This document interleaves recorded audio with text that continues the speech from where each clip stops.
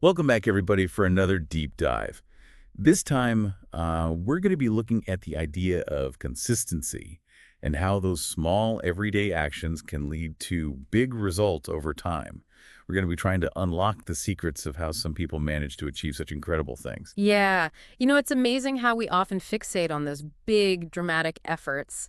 But the real magic happens when we make those small, consistent actions just part of our everyday lives. So we're not just talking about showing up, are we? It's about showing up regularly and with intention.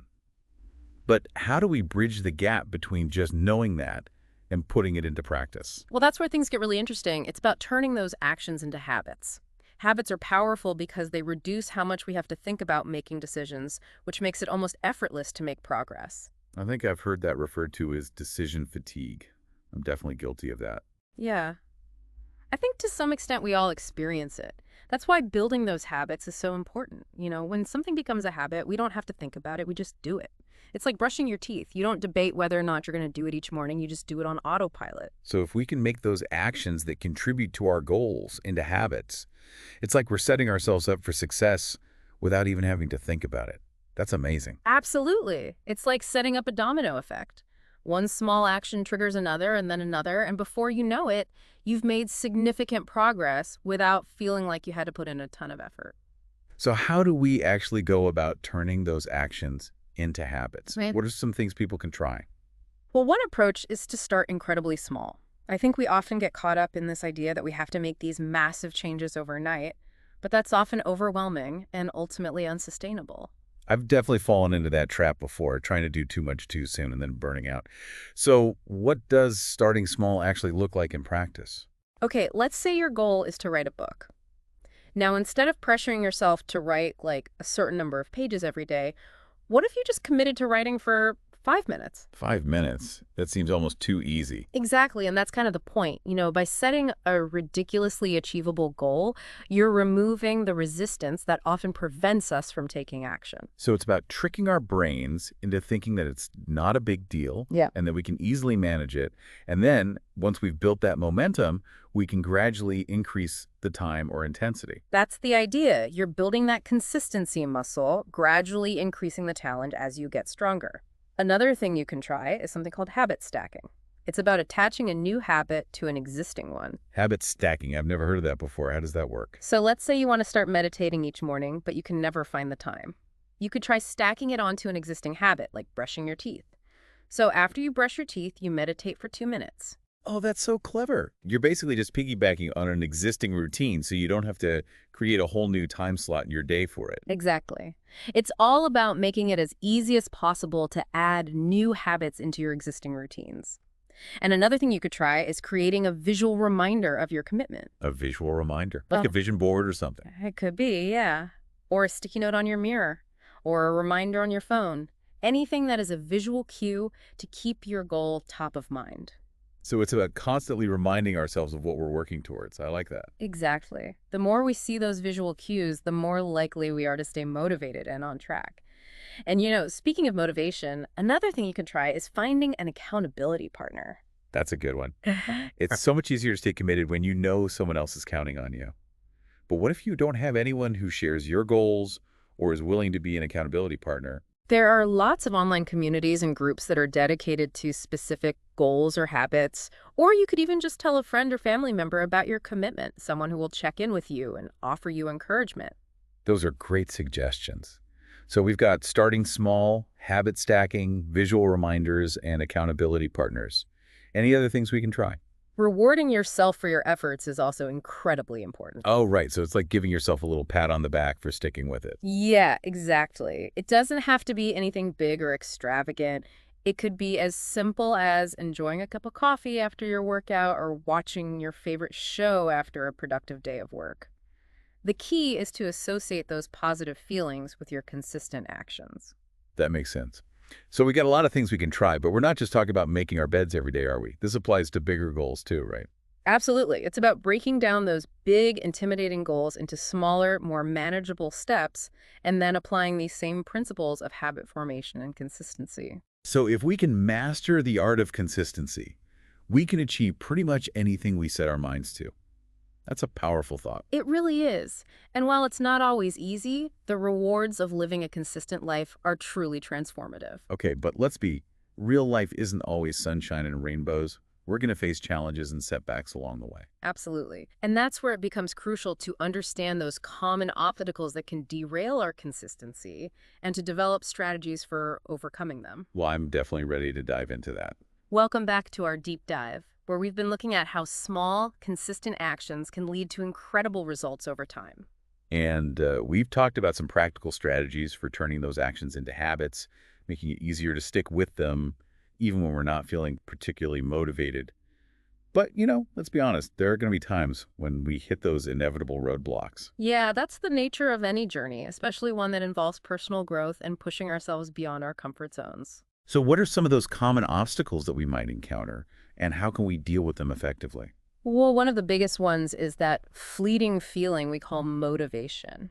I mean, we often rely on motivation to fuel our actions, but it's an unreliable source of energy. Oh, I've definitely experienced that. Motivation comes and goes, and it's not always there when you need it. So what's the alternative? How can we move beyond relying solely on motivation? Well, that's where discipline comes in. It's about showing up and doing the work even when you don't feel like it, even when the motivation just isn't there. Discipline sounds a bit intimidating, though, like something that requires a lot of willpower and self-denial. It doesn't have to be. You can think of discipline as a muscle that you can strengthen over time. The more you practice it, the easier it becomes. So what are some things we can do to cultivate that discipline muscle? Well, one technique that I find helpful is the 2-minute rule. It's about breaking down tasks into smaller chunks that you can complete in 2 minutes or less. So instead of thinking about writing an entire chapter, you might focus on just writing one paragraph. Exactly. Or instead of cleaning the entire house, you might just focus on clearing off the kitchen counter. Oh, I can see how that would make a task feel much less daunting and more manageable. And once you've overcome that initial inertia, you often find that you're more likely to just keep going. Another thing you can try is to create a no 0 days rule for yourself. No 0 days. What does that mean? It basically just means that you commit to doing something, anything related to your goal every single day, even if it's just for 5 minutes. So even on those days when you feel completely unmotivated, you still find a way to move forward, even if it's just a little bit. That's right. It's about maintaining that momentum, that sense of forward progress, even on those days when you don't feel like doing much. I like that. It takes the pressure off of having to have a perfect day every day. And let's be honest, those perfect days are pretty rare. Life throws us curveballs, unexpected challenges, and sometimes we just wake up feeling off. Absolutely. So instead of striving for perfection, we're aiming for consistency, Right. right? We're focusing on showing up even when it's hard, even when we don't feel like it. That's the essence of discipline. It's about making choices that align with our long-term goals, even when they conflict with what we want right now. Okay, so we've got the 2-minute rule and the no 0 days rule, both great strategies for building discipline. What are some other obstacles that might get in our way? Well, perfectionism is a big one. It can be really paralyzing, preventing us from taking action because we're so afraid of making a mistake or not doing something perfectly. Oh, I definitely know that feeling. I often get caught up in the details, wanting everything to be just right, and then I end up procrastinating or avoiding the task altogether. Yeah, I think we've all been there. It's important to remember that perfection is an illusion, and it can actually stop us from making any progress. So how do we get past that? How can we overcome that feeling of perfectionism?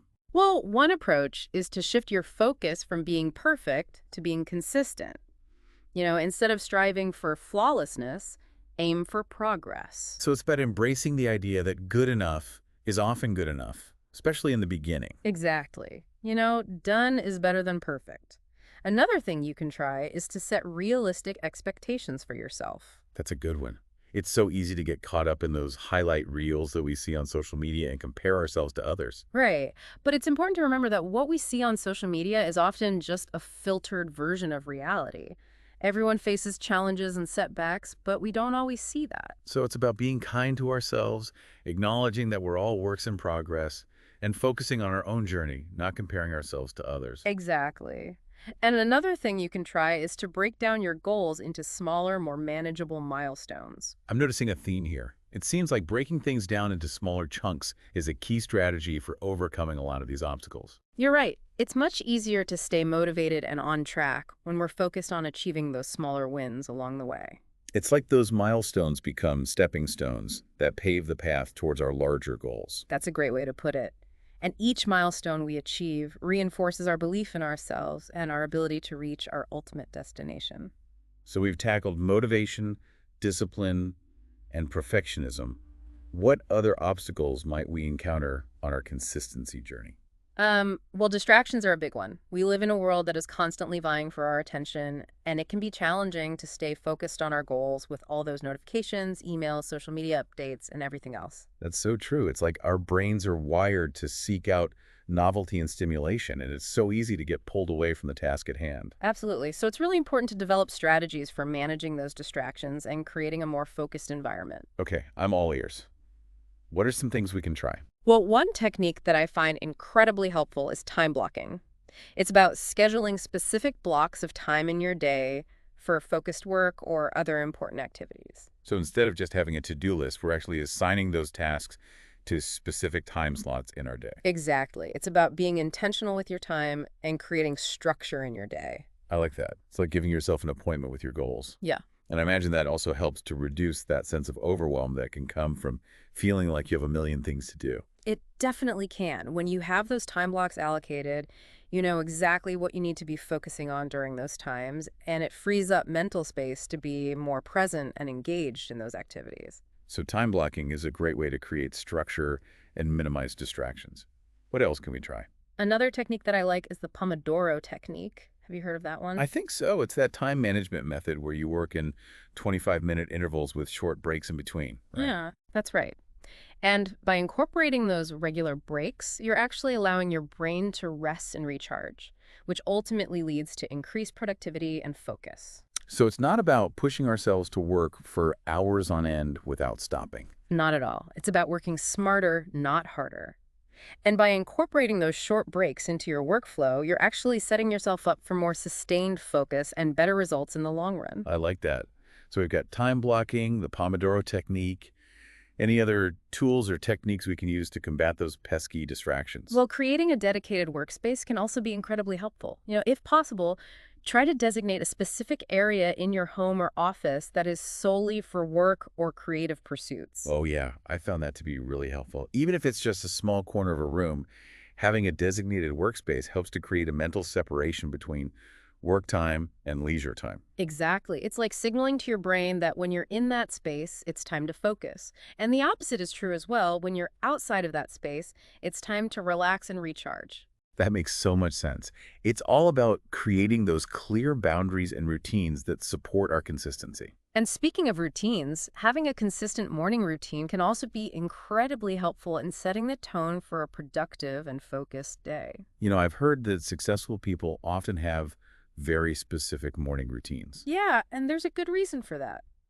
By starting your day with a series of intentional actions, you're priming your mind for success and setting yourself up to win. So instead of hitting the snooze button and rushing out the door, we're taking the time to nourish our minds and bodies and set those positive intentions for the day ahead. Exactly. And it doesn't have to be anything elaborate or time-consuming.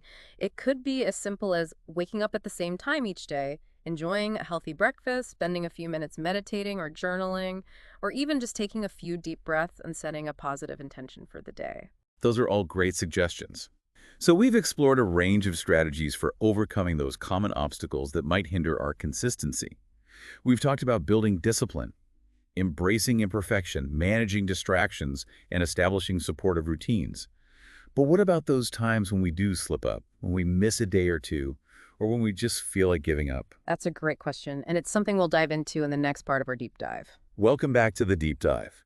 We've been on this journey exploring the amazing power of consistency and how it can really make a difference in our lives. We've looked at some practical strategies, turning actions into habits, staying motivated, and overcoming those obstacles that might get in our way. But let's face it, life can be unpredictable. There are going to be times when we fall short, when we maybe miss a day or two, when we just feel like giving up. So how do we deal with those moments of self-doubt and get back on track? That's a really important point. It's important to remember that setbacks are just a normal part of any journey. They don't define us. They're actually opportunities for growth and learning. So instead of beating ourselves up when we mess up, we should look at those moments as valuable lessons. Exactly. You can ask yourself, okay, What can I learn from this? How can I change my approach to avoid making the same mistake again? So it's about using those setbacks as information, as data points that can help us improve our strategies and make better choices in the future. I like that. That's a really good way to think about it. And another thing you can try is to practice self compassion. We're often really good at giving grace and understanding to other people when they make mistakes, but we can be way too hard on ourselves. That's so true. We tend to expect so much more from ourselves than we do from others. Exactly. So next time you're finding things difficult, try to talk to yourself the way you would talk to a good friend who is going through something similar. You know, give yourself encouragement, be understanding, and offer support. That's such an important reminder. We need to treat ourselves with the same kindness and compassion that we would show to someone we care about. Exactly. And remember, it's perfectly fine to have those days when you just don't feel like doing anything, those off days. Don't let them derail your entire progress. Just acknowledge them, take some time to rest and recharge, and get back to it as soon as you can. So it's not about being perfect. It's about being able to bounce back from those setbacks and keep moving forward, even if it's just a tiny step at a time. Yeah. Consistency is a journey, not a destination. It's about showing up for yourself day after day, even when it's hard, even when you really don't feel like it. And the rewards of living a consistent life are pretty amazing.